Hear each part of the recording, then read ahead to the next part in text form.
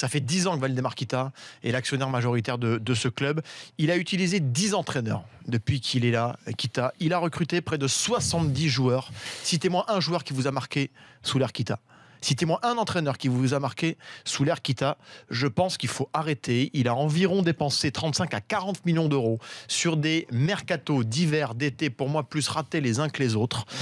Il n'a pas su s'entourer dans l'aspect sportif, dans l'aspect c'est sûr qu'il a une tripotée de quiche autour de lui. Il n'a pas su trouver une ligne directrice à son projet lorsqu'il a repris le club. Il a écouté tellement d'avis à droite et à gauche. Il a souvent changé d'avis.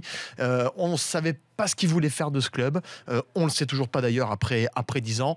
Je ne sais pas s'il est conscient qu'aujourd'hui, à mon sens, il faut qu'il lâche ce club, qu'il mette une priorité maintenant, c'est absolument trouver un repreneur crédible, ambitieux pour ce monument quand même du foot français qui est en péril aujourd'hui.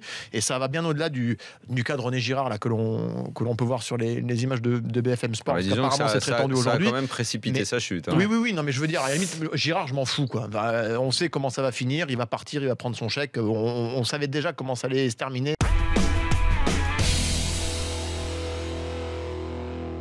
Pas pareil de reprendre une équipe qui arrête, qui ne gagnait plus et reprendre une équipe qui gagnait. C'est bien différent dans le confort que tu trouves chez les joueurs. Mais ça, pareil, personne ne l'a jamais dit, à part ici.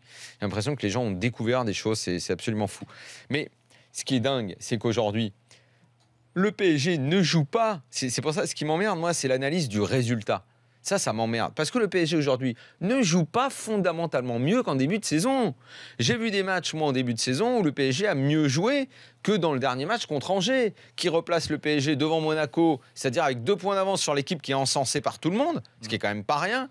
Première de son groupe de Ligue des Champions, ce qu'elle n'avait pas fait récemment, même si les adversaires étaient plus gros. Donc, on s'arrête au résultat.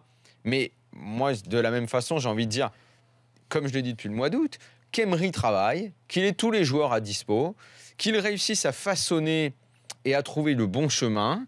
Je suis même pas sûr, j'ai même pas envie de changer par rapport à ce qu'on a dit tous les deux, Flo, à savoir que cette année sera peut-être en fonction du tirage au sort, parce que qu'est-ce qui va se passer s'ils prennent le Barça ou le Real en 8e ? On dira, Emery, c'est de la merde, tu t'es planté en 8e alors qu'avant les mecs étaient allés en quart. Bien sûr. Mais sauf que dès le 8e, t'as pris un bus dans la tronche.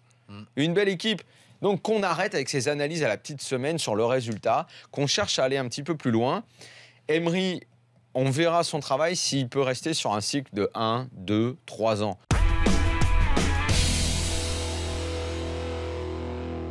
Sur le jeu, pour les gens qui l'ont critiqué en allant dire qu'il était vraiment nul et qu'il fallait qu'il dégage, quand on voit le jeu de Monaco, quand on voit la place de Monaco, quand on voit ce qu'ils font en Champions League, quand on voit le nombre de buts qu'ils marquent, je voudrais que ces gens-là s'excusent d'avoir mal jugé M. Jardim. Tu veux la liste ou tu vas nous la donner? Je passe un bonjour à Louis. Il est Louis, pas là. il tapait sur Jardim? Mais grave. Moi, dans Louis attaque toutes les semaines. Moi, je défendais Jardim et lui me le défonçait. Et donc, voilà, je me demande. Jardim réhabilité pour toi? Pour moi, complètement. Par le jeu, en plus. Mais complètement, parce que par le jeu, par sa philosophie de jeu, il a été capable, dans des moments difficiles, parce qu'il n'avait pas l'équipe qu'il voulait, d'amener quand même Monaco en quart de finale, c'est ça? Je ne dis pas de bêtises, de Champions League, d'en faire un second. Et là, maintenant qu'il a l'équipe, on parle beaucoup de Nice, parce que c'est vrai que tout le monde voudrait voir Nice comme un nouveau Leicester. On parle beaucoup de Paris, parce que Paris est le favori. Mais attention, Monaco est là.